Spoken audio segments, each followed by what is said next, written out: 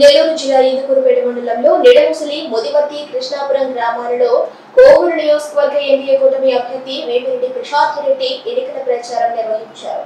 ఈ కార్యక్రమంలో జాతీయ అధికార ప్రతినిధి పోలంరెడ్డి గణేష్ రెడ్డి, నియోజకవర్గ యువ నాయకులు దువ్వూరు కళ్యాణ్ రెడ్డి పాల్గొన్నారు.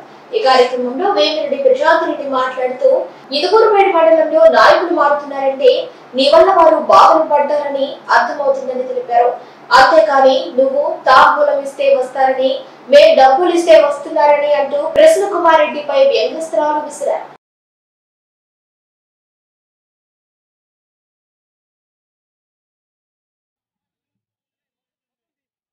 నేను ఆల్రెడీ చెప్పాను, నువ్వు న్యాయం చేయట్లేదు. నువ్వు ఈ ఊరికి వచ్చావు, నీకు వైఎస్ఆర్సీపీ వాళ్ళు గెలిచారు, వాళ్ళు అడిగిన పనులు నువ్వు చేయలేదు. వాళ్ళు ప్రజలకు ఏమని సమాధానం చెప్తారు? వాళ్ళు సమాధానం చెప్పలేక వెనకాలకు వస్తున్నారు. వాళ్ళు మా దగ్గర అయితే న్యాయం జరగదని. ఎందుకంటే వేమిరెడ్డి ప్రభాకర్ రెడ్డి గారు అంటే ఒక నమ్మకం. ఆ నమ్మకంతో ఆయన శ్రీమతి అయిన నేను అదే నమ్మకం వాళ్ళకి ఇస్తానని చెప్పి మా ఇద్దరితో కలిసి నడుస్తున్నారు. కాబట్టి ప్రసన్న కుమార్ రెడ్డి ఒకసారి ఆలోచించు. నువ్వు ఎక్కడికి వెళ్ళినా ఎవరు వెళ్ళిపోతే వాళ్ళని తిట్టడం కాదు, ఎందుకు వెళ్ళిపోయారు అని కూర్చొని ఇప్పుడే వద్దులే, నువ్వు ఓడిపోయిన తర్వాత నీకు చాలా సమయం దొరకద్ది, అప్పుడు తీరిగ్గా ఇంట్లో కూర్చొని ఆలోచించు.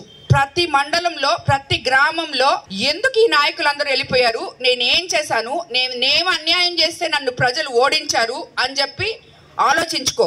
నువ్వు చేసింది నీకు గుర్తు చేసుకోవడానికి నీకు తిరిగి 5 సంవత్సరాలు కూడా సరిపోదు. అన్ని పాపాలు చేసావు నువ్వు ఈ 5 సంవత్సరాల్లో.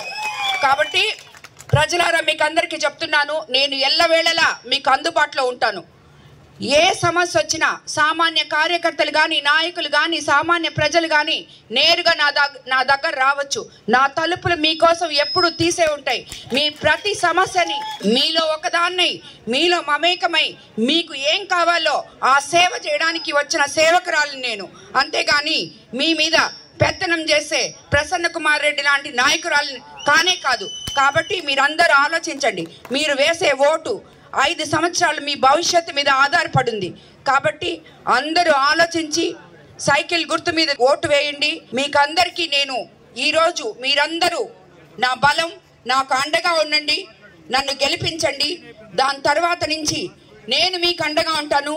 ప్రతి ఒక్క సమస్య తీరుస్తానని, మీ ఊర్లో ఎటువంటి సమస్యలున్నా సరే పరిష్కారం చేస్తానని చెప్పి, ఆక్వా రైతులకు రావాల్సిన సబ్సిడీల దగ్గర నుంచి ఏదైనా సరే ప్రభుత్వంతో పోరాడి మరీ తీసుకొచ్చి ఇందుకూరుపేట మండలానికి తప్పకుండా చేస్తానని చెప్పి మీకు అందరికీ నేను మాటిస్తున్నాను.